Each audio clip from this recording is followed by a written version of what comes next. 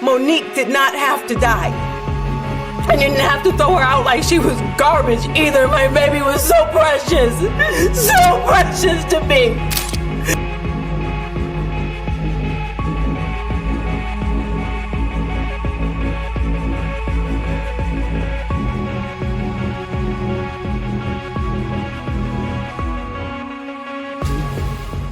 Her daughter was 28 and had 2 young daughters of her own. So Davis and Barry and some associates staged a phony house showing so they could kidnap Monique, who was a real estate agent.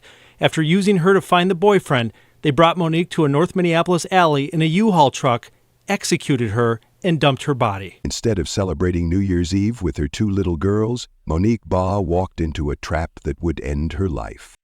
December 31st, 2019.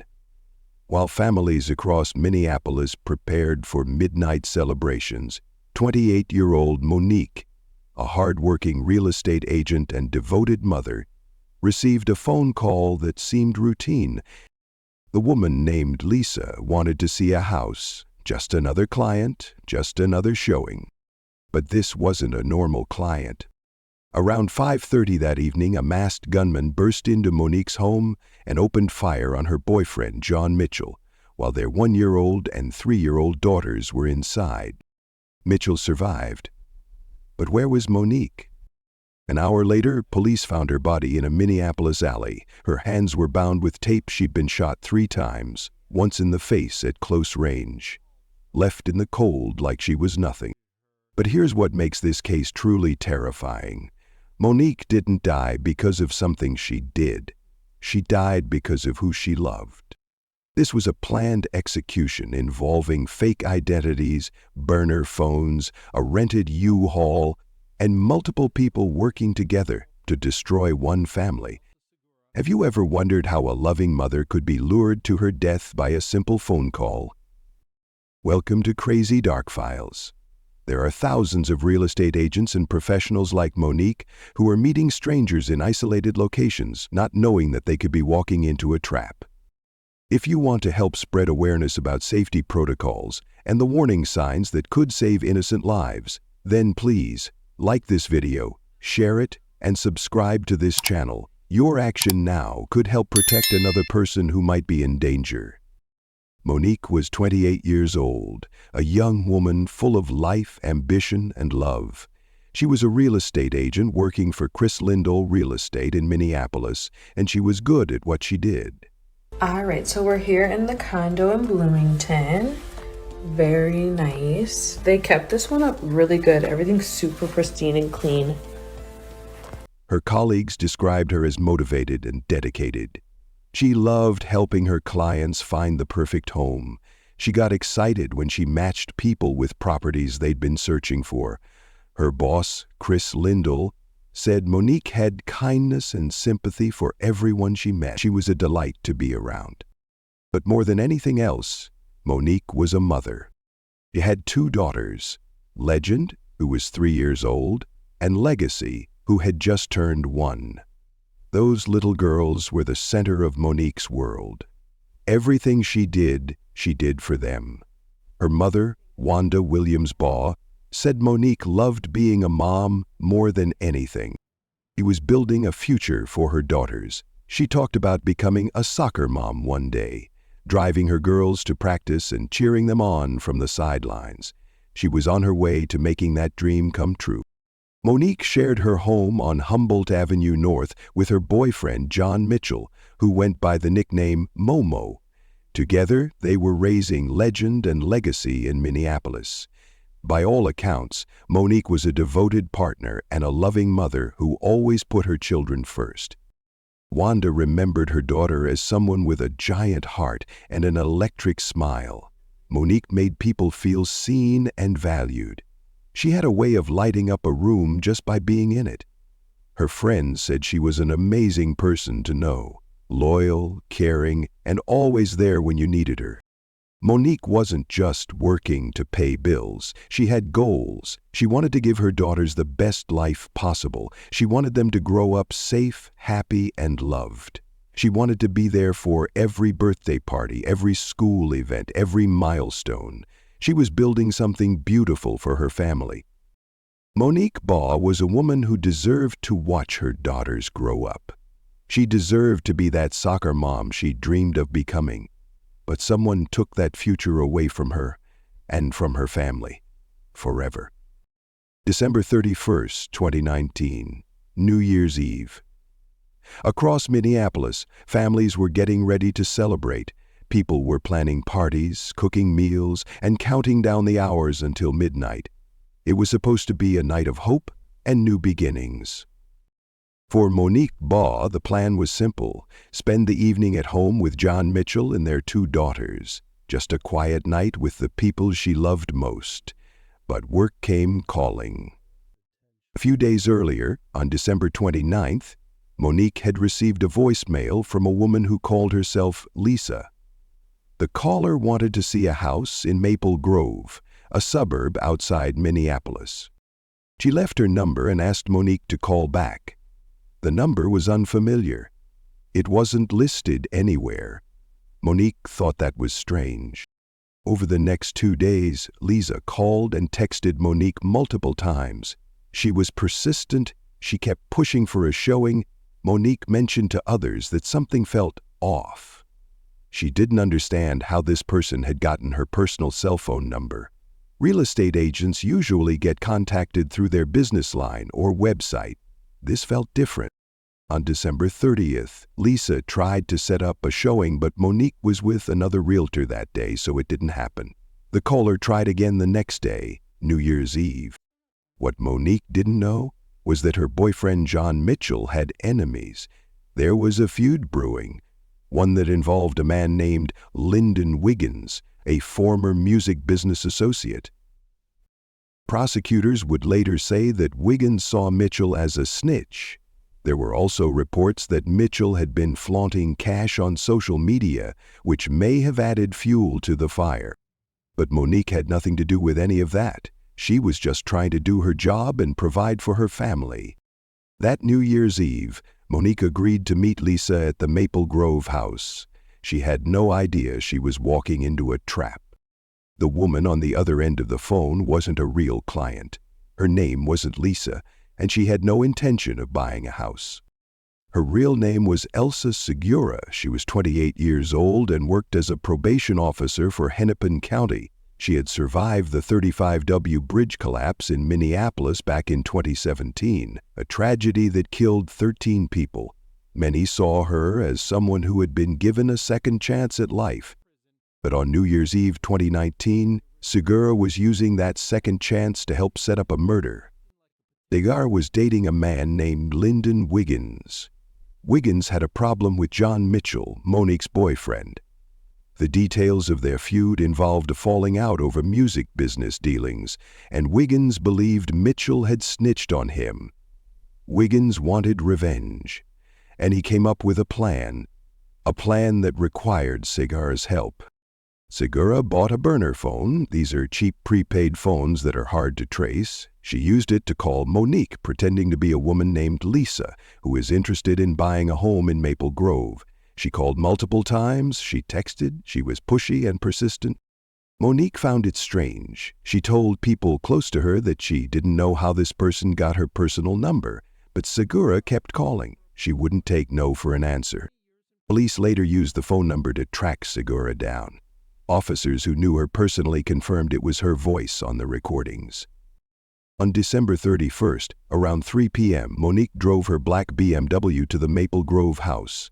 A neighbor's security camera captured her pulling into the driveway. She parked and went inside, expecting to meet a potential buyer. Shortly after Monique arrived, a U-Haul van with Arizona license plates backed into the driveway. 2 men got out and entered the house. What happened next was captured on camera, but the footage wasn't clear enough to identify the men's faces. What was clear, though, was that Monique was forced out of the house and into the back of that U-Haul van. Inside the house, police later found 1 pink press-on fingernail, evidence of a struggle.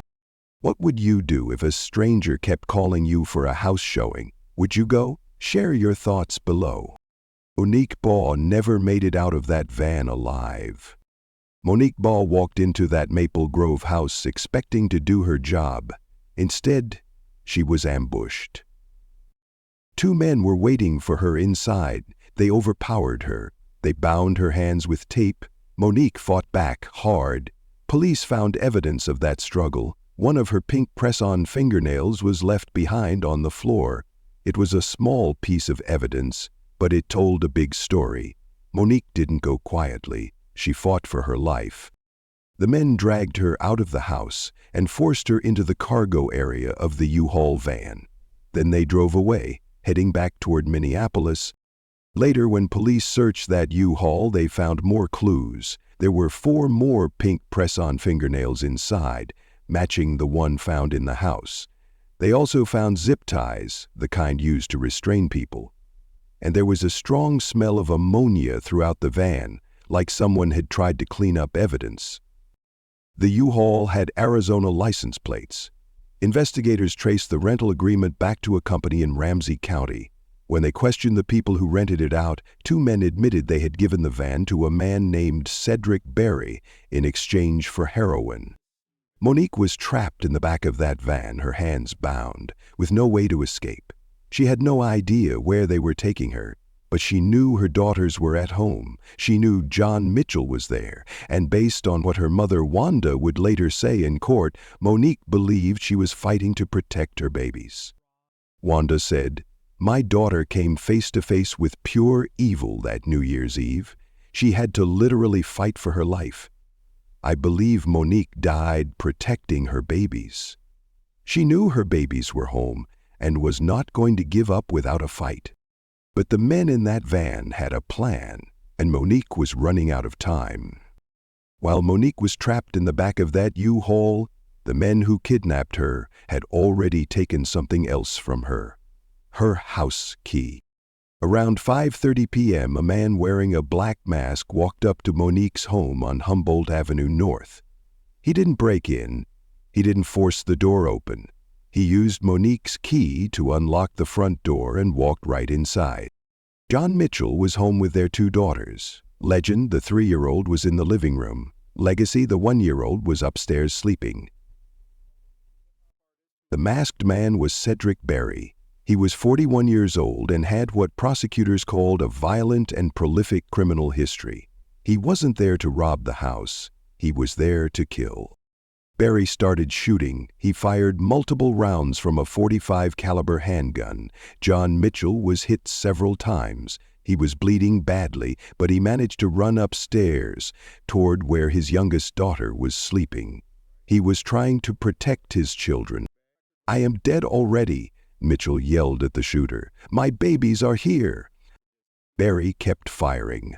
Police later found several silver .45 caliber shell casings scattered around the house. Then Berry turned and ran. He left through the front door, leaving Mitchell bleeding on the bedroom floor with his 2 daughters nearby. Somehow Mitchell stayed conscious. He called 911. Paramedics arrived quickly and rushed him to the hospital. He survived his injuries. Both Legend and Legacy were physically unharmed, but the trauma of what they witnessed that day would stay with them forever. At the scene, police found the key Berry had used to get inside. It belonged to Monique Ba. When police searched Berry's car, a 2002 Buick Regal, they found 13 bags of heroin in the center console. They also found a black mask. Investigators believed it was the same mask Berry wore when he shot John Mitchell. But where was Monique? Mitchell told police he had last seen her about an hour before the shooting. She had left to show a house to a client. That's all he knew. Police feared the worst, and they were right. About an hour after John Mitchell was shot, a gunshot detection system alerted Minneapolis police to another shooting. This one was in a back alley on the 1300 block of Russell Avenue North, about 4 miles away from Monique's home. Officers rushed to the scene. What they found was heartbreaking. Monique Ba was lying in the alley. Her hands were still bound with tape. She had been shot 3 times, twice in the body and once in the face at close range. She wasn't moving. She was gone. Police found more .45 caliber shell casings near her body, the same type of ammunition used in the attack on John Mitchell. Witnesses in the area reported seeing an older tan-colored Buick driving down the alley just minutes before the shots were heard. They also saw a U-Haul van with Arizona plates in the area. The Hennepin County attorney called the crime vicious and said he couldn't even begin to describe the level of cruelty involved. Judge Mark Kappelhoff, who later presided over one of the trials, described the crime as having particular cruelty because of how it was planned and carried out. Monique was left in that alley like she was nothing. But she wasn't nothing. She was a mother, a daughter, a friend, a hardworking woman who was just trying to provide for her family. The community was devastated. Activists and city leaders in Minneapolis called for justice and an end to violence. Monique's family, friends, and co-workers were in shock. How could this happen? How could someone so kind and full of life be taken in such a brutal way? Monique's mother said it best. "My daughter was so precious to me, to all of us, and all that she was, so valuable. How dare they?" The investigation was just beginning, and it would reveal a conspiracy that shocked even law enforcement. Police knew they were dealing with something bigger than a single shooter. The evidence pointed to multiple people working together. The U-Haul van was the key. It had been spotted at 3 different locations: the Maple Grove house where Monique was kidnapped, the alley where her body was found, and near Monique's home where John Mitchell was shot. Investigators traced the rental agreement back to a company in Ramsey County. 2 men told police they had rented the van to Cedric Berry in exchange for heroin. Berry was arrested on January 2, 2020, just 2 days after Monique's murder. When police searched Berry's 2002 Buick Regal, they found 13 bags of heroin and a black mask. That mask matched the description John Mitchell gave of the shooter who entered his home. But Berry didn't act alone. Police identified a second man, Barry Davis. He was 40 years old and the brother of Cedric Berry's wife. Davis helped kidnap Monique and was in the U-Haul when she was killed. Both men were charged with first-degree premeditated murder and kidnapping. Then there was El Sedura, the woman who made the phone calls. Police tracked down the burner phone number she used to contact Monique. Video footage showed Cedric Berry purchasing that phone. Officers who knew Sedura personally confirmed her voice on the recordings. Segura was arrested and charged with kidnapping. She eventually pleaded guilty and admitted to using a fake name and burner phone to set up the fake house showing. She knew Monique would be kidnapped. At her sentencing, Judge Mark Kappelhoff told her, "You could have been the person to warn Ms. Ba not to go to that showing, but instead, you chose another path that eventually led to Monique Ba's death." But who was behind it all? Investigators discovered that Lyndon Wiggins, Segura's boyfriend at the time, was the mastermind. Wiggins had a feud with John Mitchell over music business dealings. Prosecutors said Wiggins saw Mitchell as a snitch and wanted revenge. He directed Segura to set up the fake meeting. He coordinated the kidnapping and the attack. Police also charged Shantae Davis, Cedric Berry's wife, with aiding and abetting. She drove with Berry to pick up the U-Haul and met up with him after it was returned. This wasn't a crime of passion.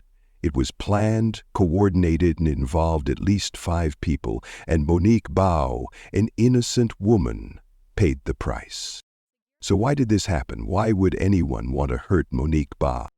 The answer is simple and heartbreaking. She was targeted because of who she loved.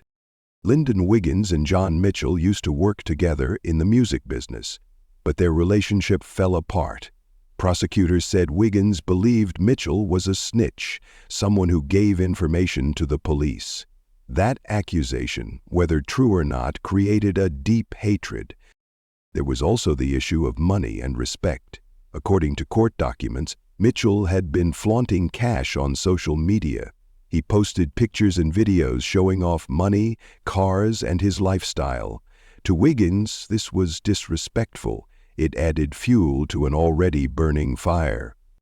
Wiggins wanted revenge, but he didn't go after Mitchell directly. Instead, he came up with a plan that would cause the most pain possible. He decided to target the woman Mitchell loved, Monique.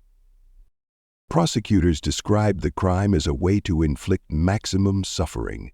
By kidnapping and killing Monique, Wiggins wasn't just taking a life, he was destroying a family. He was leaving 2 little girls without a mother. He was making sure John Mitchell would live with guilt and grief for the rest of his life. Monique had nothing to do with the feud. She wasn't involved in the music business. She didn't snitch on anyone. She was just a real estate agent trying to provide for her daughters. But to Wiggins, she was a tool, a way to get back at Mitchell. Wanda, Monique's mother, said it best during her victim impact statement. Monique didn't have to die. She didn't have to die. They could have let her go at some point, but they didn't. Monique became a victim not because of anything she did, but because someone wanted to hurt the man she loved, and that's what makes this crime so cruel. The legal battle for justice took nearly 6 years, but Monique's family never gave up. In June 2020, Cedric Berry and Barry Davis were both found guilty of first-degree premeditated murder and kidnapping. They were sentenced to life in prison without the possibility of parole. At their sentencing, both men claimed they were innocent. Berry told the court, "I'm considered a monster in the system." Davis said, "I didn't think I'd be convicted of this." But the evidence was clear. The jury saw through their lies. Elsa Segura's case was more complicated. She was initially found guilty by a jury and sentenced to life in prison without parole. But in 2024, the Minnesota Supreme Court overturned her conviction. The court said there wasn't enough evidence to prove Segura knew exactly what her co-defendants would do to Monique after she set up the fake showing. Segura's case was sent back to district court. In September 2024, she pleaded guilty to 1 count of kidnapping to commit great bodily harm. She was sentenced to 20 years in prison, 240 months, with credit for time already served. At her sentencing, Judge Mark Kappelhoff told her, "Your actions set in motion the kidnapping that ultimately led to the tragic and horrific death. I can only hope that your guilty plea this morning and the sentence I'm going to impose today will bring some sense of closure and maybe start some of the healing process for the loved ones of Miss Ba." Segura chose not to speak in court. At one point, a family member of Monique stood up and shouted at her, "Do you understand what you did?" The woman was escorted out by law enforcement, but was allowed back in 5 minutes later. Lyndon Wiggins, the mastermind, also had his conviction overturned due to the same jury instruction issue.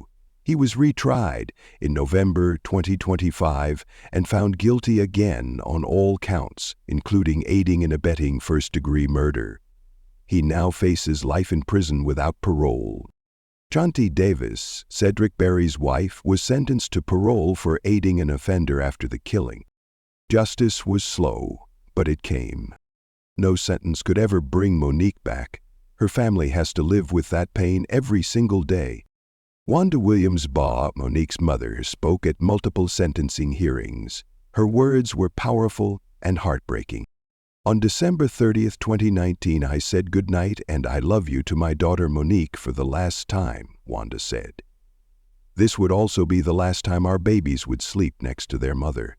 Wanda now helps raise legend and legacy. She tells them how much their mother loved being their mommy. "They have to take my word for it because she's not here to tell them herself," she said. Legend once told her grandmother during a pretend game, "Please don't leave me again." Another time, while reading a bedtime prayer book, Legend asked, "How is God going to save us if he didn't save my mommy?" Those are questions no child should have to ask. Wanda said, "Legacy won't have any memory of her beautiful mother.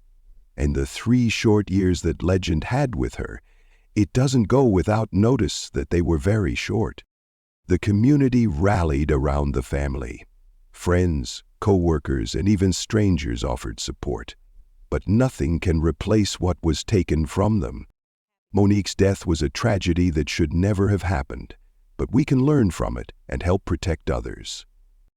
For real estate agents and anyone who meets strangers for work, first, always verify who you're meeting.